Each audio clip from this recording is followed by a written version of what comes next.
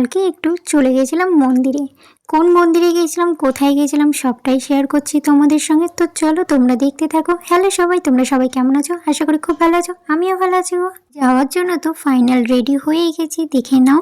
আমি এই কুর্তিটা পরেছি আর এদিকে আমার মাও রেডি হয়ে গেছে।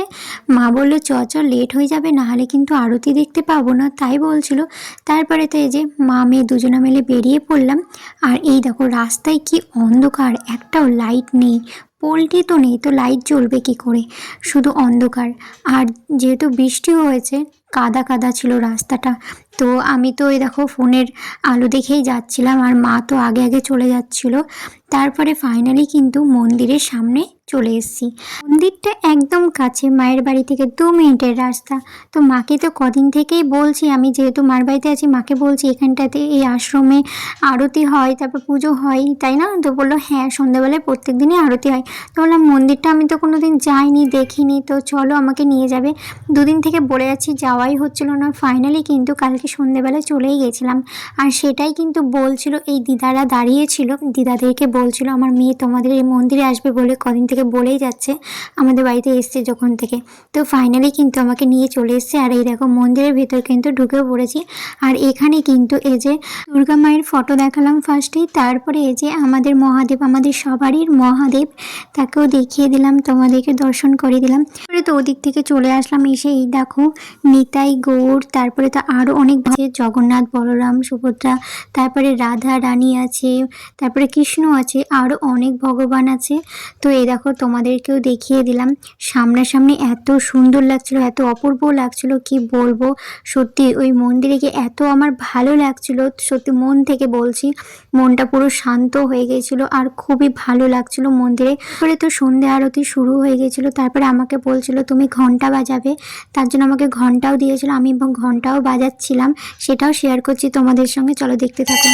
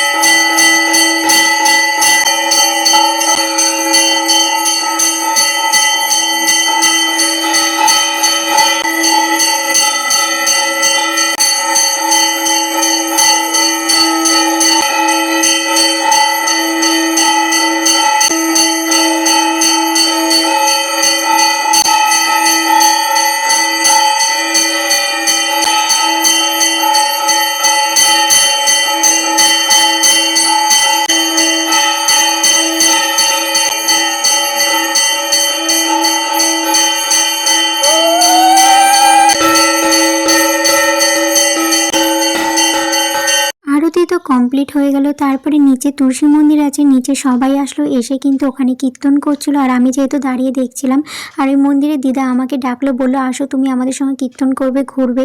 তারপরে আমিও দিদার কথা শুনে ঘুরতে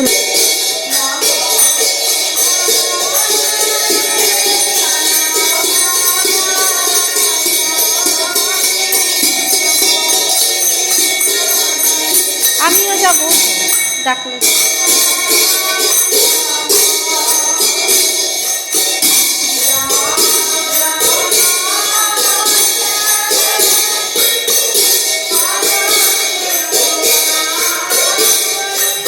তারপরে তো তুলসী মন্দিরে ঘুরে কীর্তন কমপ্লিট হয়ে গেল। তারপরে কিন্তু বসেও কিন্তু অনেকক্ষণ ধরে কীর্তন হয়েছে, রাত 9টা পর্যন্ত। তো আমরা যেহেতু সন্ধ্যে 7টায় গেছিলাম, তারপর 9টার সময় কীর্তন শেষ হলো, তারপরে কিন্তু বাড়ি এসেছি। তারপরে বাড়ি আসার কিন্তু আগে ওই দিদা কিন্তু আমাকে আর মাকে প্রসাদ দিয়ে দিল। তারপর প্রসাদ নিয়ে আমরা তারপরে চলে আসলাম। আর দেখছো কি অন্ধকার, পুরো অন্ধকার, লাইট নেই। আর ফোনের ফ্ল্যাশ জ্বালিয়ে জ্বালিয়ে আসছিলাম গোটা রাস্তা। তো যাই হোক, এই দেখো এই বাড়ি চলে এসেছি। আর তোমাদেরকে তো বললামই আমাদের এই বাড়িটা থেকে, মায়ের বাড়ি থেকে মন্দির পুরো কাছে 2 মিনিটের রাস্তা।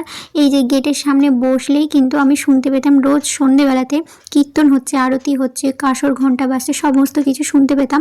তো সেজন্য মাকে বলেছিলাম তো চলো নিয়ে যাবে। তো ফাইনালি কিন্তু সন্ধেবেলায় চলেই গেছিলাম। আর এই দেখো চলে আসার পরে তারপরে দেখছি ভাই বেরোচ্ছে সন্ধেবেলায়, তোকে বললাম একটু প্রসাদ নেই। তো প্রসাদ নিল একটু। আর এই দেখো বরফি দিয়েছিল, তো আমিও খেয়ে নিলাম। আর তারপরে খাওয়ার পরে হাত মুখ ধুয়ে নিলাম, তারপর ড্রেস চেঞ্জ করে নিলাম। আর সত্যি বলছি এত ভালো লাগছিল মন্দিরে গিয়ে, কি বলবো, সত্যি খুব ভালো লাগছিল। আর ভিডিওটা কেমন হলো অবশ্যই কমেন্ট করে জানিও। বাই সবাইকে।